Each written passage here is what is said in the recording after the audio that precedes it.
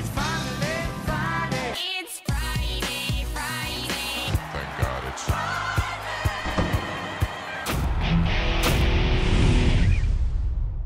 All right, welcome back to the Friday Show, presented this week by Editorial, a Climax Stallion. I'm Scott Jagow, along with Ray Paulick. We're glad to have you with us. Ray, March Madness is underway, the basketball version, but we also have our own March Madness in this business.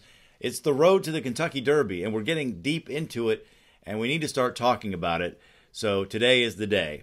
Let's look back first to last weekend. The big story was the San Felipe Stakes and that thrilling stretch run between McKenzie and Bolt d'Oro that ended in a steward's inquiry and objections.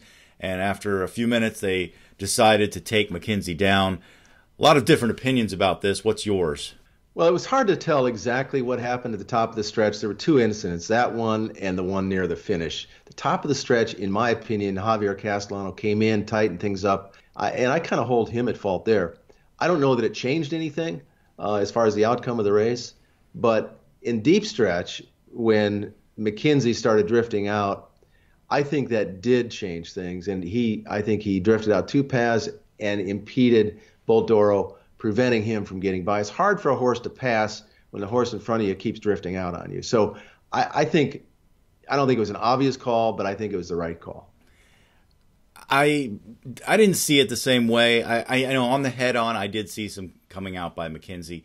My issue is, why spend 10 minutes? If you don't know before 10 minutes what the answer is, then you don't know, and just leave it alone. This drives me crazy in the NFL too, with instant replay, where the referees look at it and look at it, and then it's so close, but they feel like they have to overturn the ruling on the field, which is nonsense. If it's not obvious, don't overturn it. In this case, if it's not blatant, don't overturn it. If you think it is blatant, then you should be able to tell within a minute and not wait 10 minutes. So that's what bugs me. Now, these two on the media poll and the other polls, these are pretty much the top two horses, McKenzie and Bolt d'Oro. But Enticed ran very well in the Gotham Stakes last weekend. Figure-wise, that was actually better. Yeah, I don't think there's any doubt that the San Felipe is the best prep we've seen so far this year. The top two horses ran their races. They were well clear of the third place horse. Enticed ran good. I'm just not really sure who he beat, and I'm just skeptical of horses coming out of the New York preps. This is the late winter preps like the Gotham. Even the Wood has not been strong. Let's not forget it got downgraded from grade 1 to grade 2 along with the Bluegrass Stakes. So those races have not been productive. And as good as Enticed looked, and as much as Kieran McLaughlin wants to win the Kentucky Derby, I need to see something else from him. I agree. We've seen this movie before. I remember when Frosted won in New York, and everybody was talking about how good he looked. And he eventually became a very nice horse. And Enticed looks like he's going to be a very nice horse. Again, you got to look at the history along with all these other factors and say, well, maybe I want to wait and see what a New York prepped horse does in the Kentucky Derby, since we haven't seen much results in that respect. But you mentioned a Kentuckian who really wants to win the Kentucky Derby. Well, Dale Romans is also in that category, and this year he has a very good group. It's probably the best 3-year-old group he's ever had. Yeah, and so far, a few of them have kind of stubbed their toes and haven't shown their best, but Promises Fulfilled won the Fountain of Youth for him, and he's one of those horses that came out of the Kentucky Jockey Club Stakes last year. Enticed won the race, and he now has won the Gotham. Promises Fulfilled was third. He came back and he won the Fountain of Youth. Bravazzo was in that race, who won the Risen Star, I think, and Quip just won the Tampa Bay Derby, so he came out of there too. That's proven to be a really productive 2-year-old race at Churchill Downs last fall. And you got to look at that race always, because it usually is like the one opportunity the horses have to run over the Churchill Downs surface, right, which can be very finicky. So form out of that race is really important when you look toward the first Saturday in May. Another thing that's new this year is the European road to the Kentucky Derby. Last year we added the Japanese road. We didn't get a Japanese horse, but there is the possibility of 2 horses from overseas getting into the starting gates because of this. And this year, Gronkowski is coming over from Europe to race, I believe, in the Bluegrass. So he's going to get a U.S. prep. And then there's Mendelssohn, who's going to the UAE Derby. I think if any horse in recent memory is going to succeed in this situation, it might be Mendelssohn. He's really well bred, and he's already shipped over here and won on the grass in the Breeders' Cup.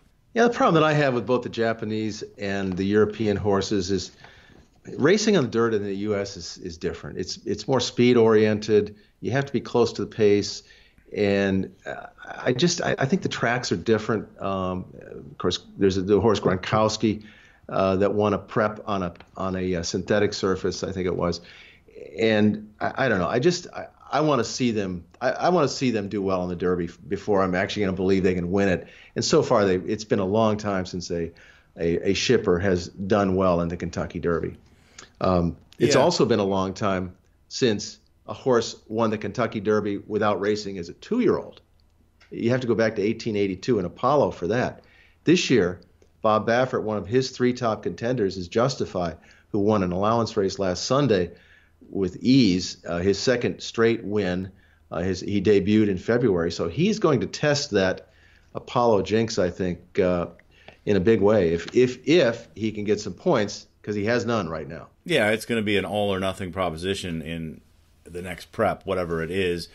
I think it's only a matter of time before one of these 3-year-olds that didn't race at 2 wins the Kentucky Derby, because the trail has changed quite a bit.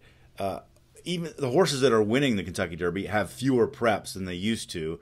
So it's probably just a matter of time before one of these horses starts early in January or something and wins it. There's another horse that fits the bill this year, and he's running in the Rebel Stakes this weekend, and that's Magnum Moon. 2 for 2 for Todd Pletcher. Has been very impressive. Looks like he's about to make a leap forward again. So he bears watching as well to break the curse. He's running this weekend. To your point about the Europeans and the running style of the Kentucky Derby, they probably don't, coming off turf or whatever, they don't like getting dirt kicked in their face, and that they come from the back of the pack. And that all makes sense, because let's look at what's happened in the last 5 years, basically. The last 5 derbies have been won by favorites, which is astounding to me. And I think the point system has something to do with it, because you're getting the rabbits out of there. You're getting horses that are designed to go 1.25 miles, and you're not having those pace meltdowns, aside from Orb, where you did have a pace meltdown in 2013. It's become quite a bit more formful.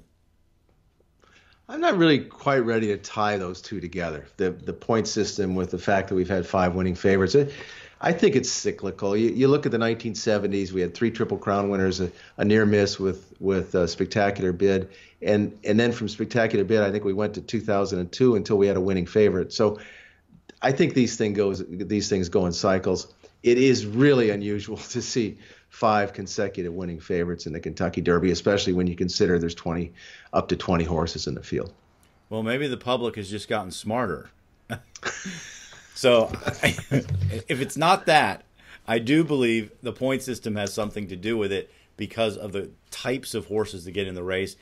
And the last 4 winners have all been stalking, close to the pace winners, and the pace has not been a meltdown pace. What do you think? Do you think this year the favorite will once again win the Kentucky Derby? We have a poll on our website, PaulickReport.com, for you to share your thoughts. And tell us what you think in the comments section about your favorites for the Triple Crown.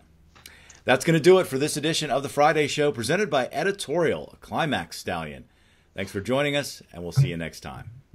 Climax Stallions introduces Editorial, a half-brother to Eclipse Award winner Uncle Mo. This is an overwhelming performance by Uncle Mo. Editorial was a tenacious winner of his second start. Editorial's gaining, wires coming, gonna be close. Editorial gets up. And now stands his first season for just $3,500. For information, contact Sean Feld at 859-519-9665 or email climaxstallions@yahoo.com.